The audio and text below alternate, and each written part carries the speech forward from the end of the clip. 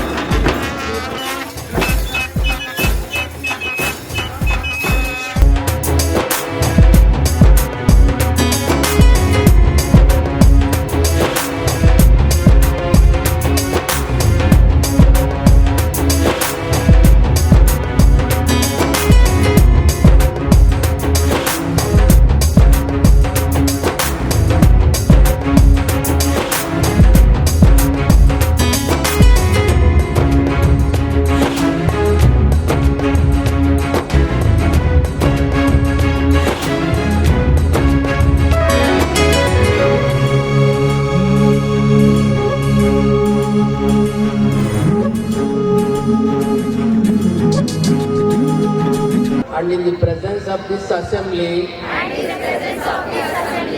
to pass my life in purity, I am very happy to announce that our institution has issued approval to increase intake from 40 to 60 students this year. ಜನಸೇವೆ ಜನಾರ್ದನ ಸೇವೆ ಅಂತ ನಾವು ಹೇಳ್ತೇವೆ. ಅದು ಎಲ್ಲರಿಗೂ ಮಾಡೋದಕ್ಕೆ ಅವಕಾಶ ಸಿಗಲ್ಲ. ಅದು ಯಾವುದೇ ರೀತಿ ಹುದ್ದೆ ಕಡಿಮೆ ಇಲ್ಲ. ಯಾವುದೇ ಹುದ್ದೆಯನ್ನು ನಾವು ಎಲ್ಲರಿಗೂ ದೊಡ್ಡ ಮಟ್ಟದಲ್ಲಿ ಕೆಲಸ ಮಾಡೋದಕ್ಕೆ ಅವಕಾಶ ಸಿಗಲ್ಲ. ಯಾವುದೇ ಕೆಲಸ ಇರಲಿ ನಮ್ಮ ಮಟ್ಟದಲ್ಲಿ ನಾವು ಅದನ್ನು ಅಚ್ಚುಕಟ್ಟಾಗಿ ನಿಭಾಯಿಸಿದಾಗ ಆ ಒಂದು ಹುದ್ದೆಗೆ ಘನತೆ ಗೌರವವನ್ನು ನಾವು ತಂದುಕೊಳ್ಬಹುದು.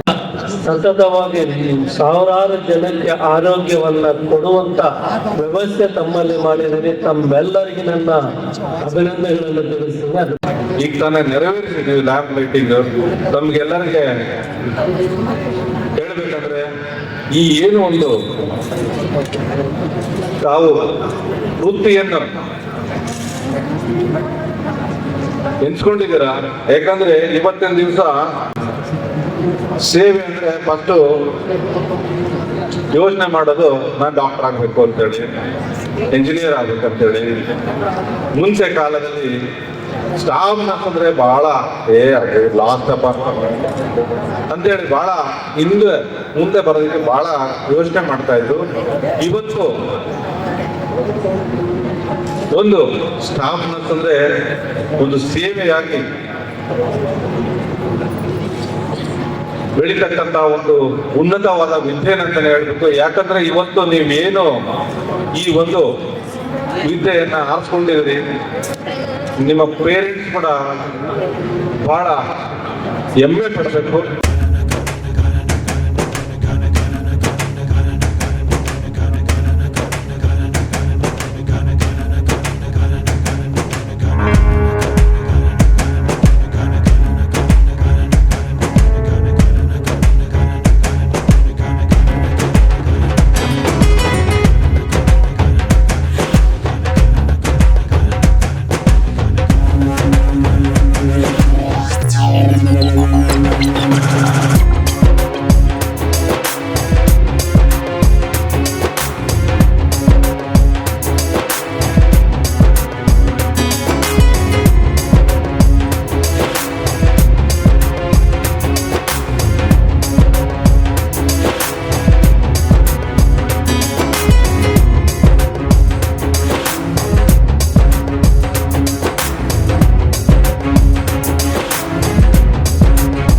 ಸ್ಕಂದ ಕಾಲೇಜಲ್ಲಿ ನರ್ಸಿಂಗ್ ಸ್ಟೂಡೆಂಟ್ಸ್ BSc ನರ್ಸಿಂಗ್ ಆದಂಥ ವಿದ್ಯಾರ್ಥಿಗಳಿಗೆ ಫೈನಲ್ ಇಯರ್ ಕಂಪ್ಲೀಟ್ ಮಾಡಿ ಅವರು ಈಗ ಸಾರ್ವಜನಿಕರಿಗೆ ಸರ್ವಿಸ್ ಕೊಡುವಂಥ ವ್ಯವಸ್ಥೆಗೆ ಬಂದಿರ್ತಾರೆ. ಅವರಿಗೆ ಸರ್ಟಿಫಿಕೇಟ್ ನೀಡುವಂಥ ಕಾಲೇಜ್ ಪ್ರಿನ್ಸಿಪಲ್ಸ್ ಪರವಾಗಿ ನಾವು ಸರ್ಟಿಫಿಕೇಟ್ ನೀಡಲು ಪ್ರಾರಂಭ ಮಾಡ್ತಾ ಇದ್ದೀವಿ ಇವತ್ತಿನ ದಿನ. ಪ್ಲಸ್ ಅದ್ರ ಜೊತೆಯಲ್ಲಿ ಸ್ಕಂದ ನರ್ಸಿಂಗ್ ಕಾಲೇಜ್ 2021ರಲ್ಲಿ ಸ್ಟಾರ್ಟ್ ಆಗಿದೆ.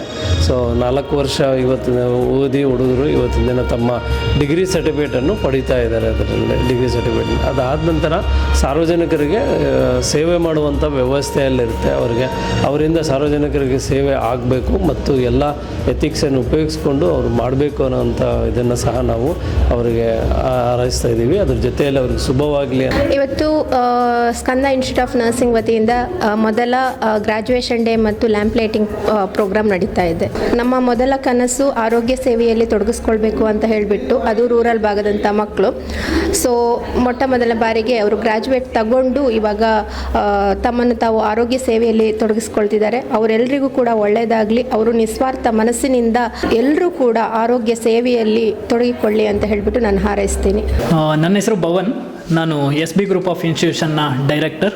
ಸೊ ತುಂಬ ಖುಷಿಯ ವಿಚಾರ, ಇವತ್ತು ನಮ್ಮ ಸಂಸ್ಥೆಯ ಕಡೆಯಿಂದ ಮೊದಲ ಬ್ಯಾಚ್ ಸ್ಕಂದ ಇನ್ಸ್ಟಿಟ್ಯೂಟ್ ಆಫ್ ನರ್ಸಿಂಗಿಂದ ಫಸ್ಟ್ ಬ್ಯಾಚ್ ಔಟ್ಪುಟ್ ಆಗ್ತಾ ಇದೆ.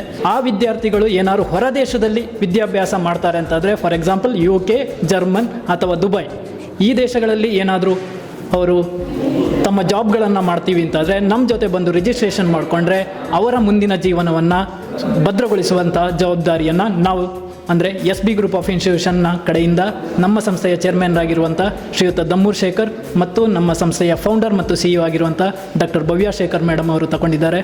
ಸೊ ಆ ಮಕ್ಕಳ ಭವಿಷ್ಯವನ್ನು ಖಂಡಿತವಾಗಲೂ ಮುಂದಿನ ದಿವಸದಲ್ಲಿ ಸದೃಢ ಮಾಡುವಲ್ಲಿ ನಮ್ಮ ಸಂಸ್ಥೆ ಖಂಡಿತವಾಗಲೂ ಸಹಕರಿಸುತ್ತೆ ಅಂತ ಈ ಮೂಲಕ ಹೇಳ್ತಾ ಇದ್ದೀನಿ.